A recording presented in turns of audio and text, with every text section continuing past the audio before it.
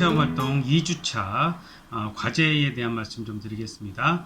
2주차 과제도 1주차 과제처럼 여러분들이 간단하게 할 수 있는 그런 내용으로 구성을 했습니다. 먼저 그 온라인 강의에 나와 있는 정지원 교수님께서 촬영했던 온라인 강의에 나와 있는 내용, 팀 조직에 대한 내용과 그다음에 팀 학습, 특히 이제 경청에 대한 부분 잘 들으셨을 겁니다.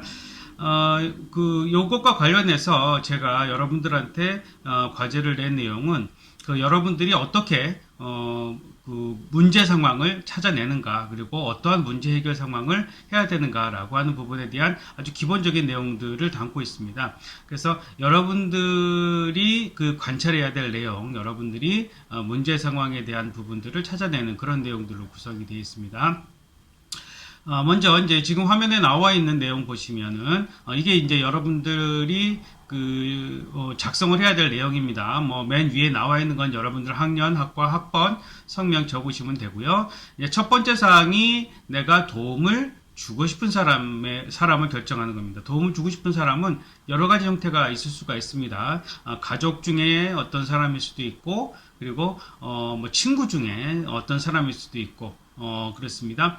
나 자신에 대한 건 뒤에 따라 나오니까 나에 대한 내용은 여기서는 제외하도록 하겠습니다. 그리고 어떤 집단에 대한 부분도 있습니다.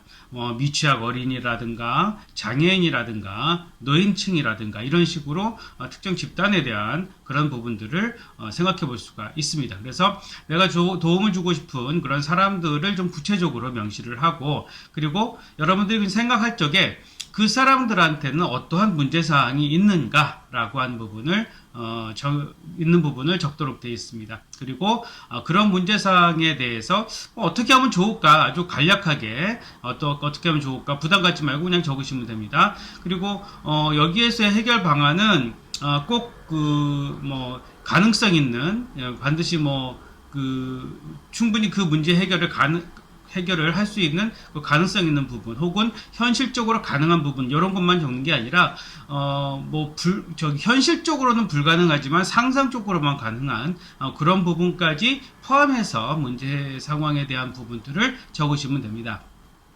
그리고 가운데 두 번째에 있는 사항은 지금 나한테 벌어지는 문제를 생각을 하면 됩니다. 그래서 지금 내가 겪고 있는 가장 심각한 문제를 생각을 해보고요. 그 문제에 대해서 그 문제에 도움을 줄 수 있는 사람이 있는가, 그리고 어떤 사람한테 도움을 받을 수 있는가를 한번 생각을 해봅니다. 그리고 그 사람이 나한테 어떠한 도움을 주기를 바라는가 라고 하는 부분을 생각하시면 됩니다. 아주 간단하게 비현실적으로 아이언맨이 도와줬으면 좋겠다, 슈퍼맨이 도와줬으면 좋겠다, 혹은 외계인이 도와줬으면 좋겠다, 그런 내용도 상관없습니다. 어쨌든 여러분들이 재밌게 한번 해보시려고 생각을 하신다면 그렇게 완전 상상을 초월하는 그런 부분들을 통해서 적어보셔도 됩니다. 그리고 마지막으로 여러분들이 이제 언론이나 SNS 이런 것들에서 접하게 되는 여러 가지 문제들이 있을 수가 있습니다.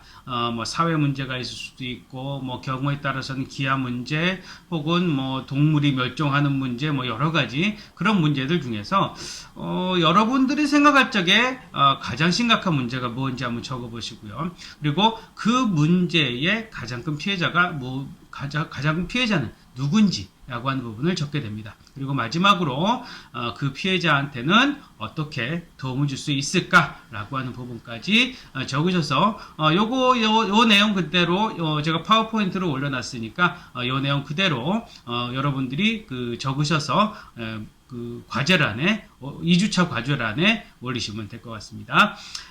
지금 코로나 때문에 계속 얼굴을 못 보고 있는데요. 여러분들 건강 조심하시고요. 그러면 3주차에도 온라인으로 시작이 됩니다. 그때도 여러분들이 간단하고 쉽게 따라할 수 있는 그러한 과제들로 구성을 하도록 하겠습니다. 그러면 4월에 만날 날을 기다리면서 마치도록 하겠습니다.